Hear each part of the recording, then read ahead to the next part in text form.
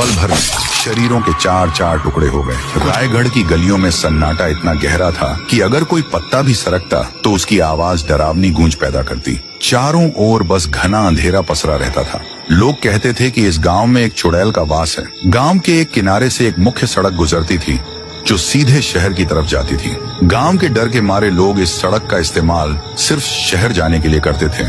उसी रात उसी सुनसान सड़क पर एक नया शादीशुदा जोड़ा अमन और प्रिया अपनी बाइक पर कहीं जा रहे थे। उन्हें इस रायगढ़ गांव के बारे में और यहाँ के डरावने कस्सों के बारे में रत्ती भर भी जानकारी नहीं थी।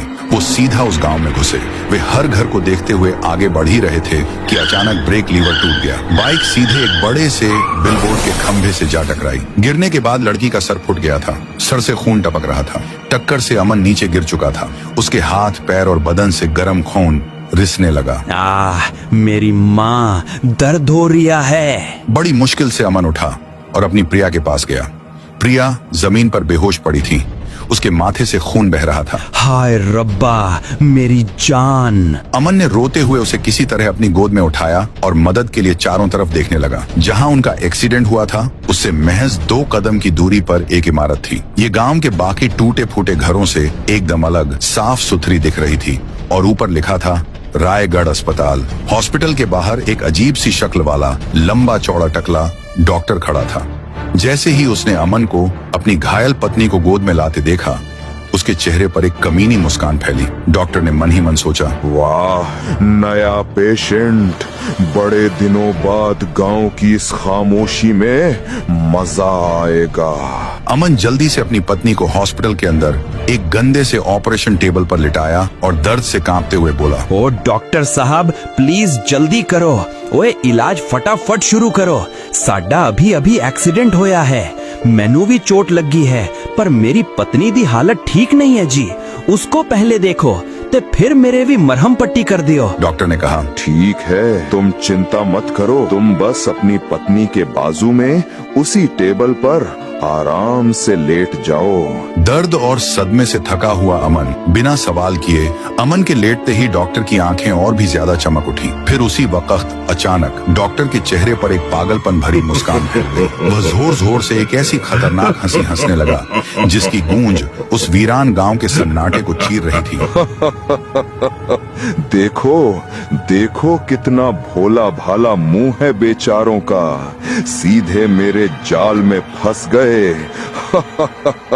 और तभी उसी पल उसका चेहरा अचानक खींचकर सफेद मोम जैसा बेजान हो गया। अपनी भयानक शक्ल के साथ वह कूदकर उस ऑपरेशन टेबल पर चढ़ गया। उस बड़ी सी चाकू को अमन और प्रिया के शरीरों पर तेजी से चलाना शुरू कर दिया। पल भर में शरीरों के चार चार टुकड़े हो गए। कुछ घंटों बाद रायगढ़ में सुबह हो गई। राय स्टार, जो इस अस्पताल का असली मालिक था, सुबह एक नई नर्स राधिका को लेकर आया। दोनों अंदर गए। जैसे ही वे ऑपरेशन थिएटर में पहुंचे, राधिका ने टेबल पर पड़े अमन और प्रिया के कटे हुए शरीर के टुकड़े देखे। वह बिना एक पल रुके अस्पताल से बाहर सड़क की तरफ भागने लगी। राय स्टार चिल्लाते हुए बोला कि राधिका रुक जाए, पर कुछ दूर भागने के बाद वह खुद ही रुक गई। एकदम शांत और समझाते हुए लहजे में कहने लगा, अरे राधिका, तुम भाग क्यों रही हो? आज तो तुम्हारा पहला दिन है, तुम्हारी पहली ड्यूटी, और तुम इस तरीके से भागकर क्यों जा रही हो? राधिका का चेहरा गुस्से और डर से तमतमा रहा था। उसने कहा, क्या? क्यों भाग रही हूँ? राय स्टार, तुम भी कोई गलत काम करते हो क्या? वो अभी टेबल पर क्या था? इतने सारे टुकड़े, वो किसके हैं बताओ? ऐसे कोई बेरहमी से इंसान को काटता है भला? राय स्टार ने उसे समझाया, अरे अरे, वो टुकड़े आम बात है। वो तो यहाँ हफ्ते में 2-3 बार देखने को मिलते हैं, और ये मैं नहीं करता राधिका, बल्कि ये यहाँ का भूत करता है।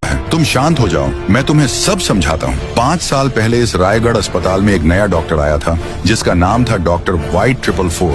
वह एक लालची और अत्यंत दुष्ट इंसान था। उसने देखा कि यह इलाका सुनसान है और मरीज कम है, अस्पताल पूरा खाली, तो उसने पैसे कमाने का एक जघन्य तरीका खोजा। उसने अपने और अधिक मरीजों के लिए एक खूनी तरकीब सोची। अरे ये क्या, यहाँ एक तो कम मरीज आते हैं, ऊपर से पूरा गांव जड़ी बूटियों से चलता है। कुछ तो ऐसा करना होगा कि वो ना चाहते हुए भी मुसीबत में आए। वो हॉस्पिटल के बाहर हवा लेने के लिए आया और तभी उसको सड़क को देखकर एक तरकीब सूझी। उसने सीधे रात के टाइम पर शहर को जाने वाले रास्ते पर जानबूझकर 10 से 15 नुकीली कीलें बिछा दी और सोचा, अब आएगा ना मजा। मैं देखता हूँ अब कि कैसे कोई नहीं आएगा।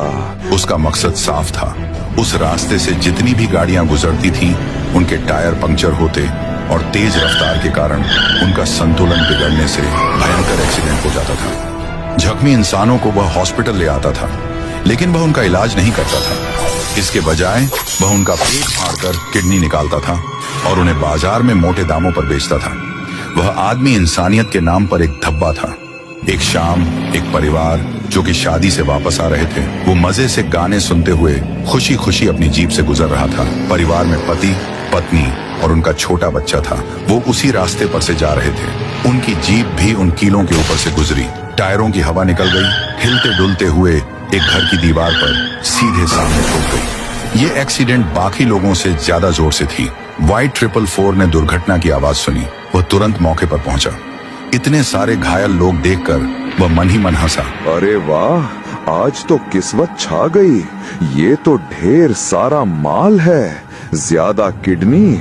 White 444 ने अपना खूनी काम शुरू किया। सबसे पहले उसने बेरहमी से बच्चे को जान से मारा और उसकी दोनों किडनी निकालकर एक जार में बंद कर दी।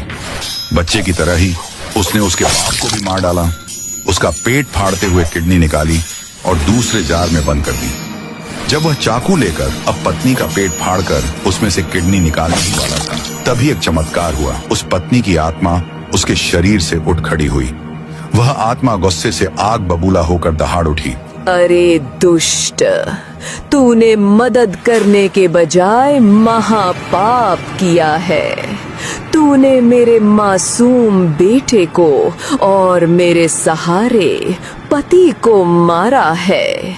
मैं एक माँ और पत्नी तुझे अंतिम बद्दुआ देती हूँ।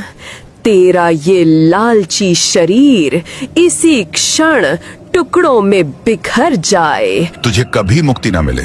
उसी पल बद्दुआ डॉक्टर White 444 को लगी और फिर उसी के साथ डॉक्टर White 444 के बदन के 4 टुकड़े हो गए। वह वहीं अपने ही खून और अंगों से लथपथ उस ऑपरेशन थिएटर के फर्श पर मर गया। उसके शरीर के टुकड़े चारों ओर बिखर गए थे। लेकिन उसकी कहानी यहीं खत्म नहीं हुई। उस लालची और क्रूर आत्मा को मुक्ति नहीं मिली। वह अभी भी इसी हॉस्पिटल में है। ये सब सुनकर नर्स के रोंगटे खड़े हो गए।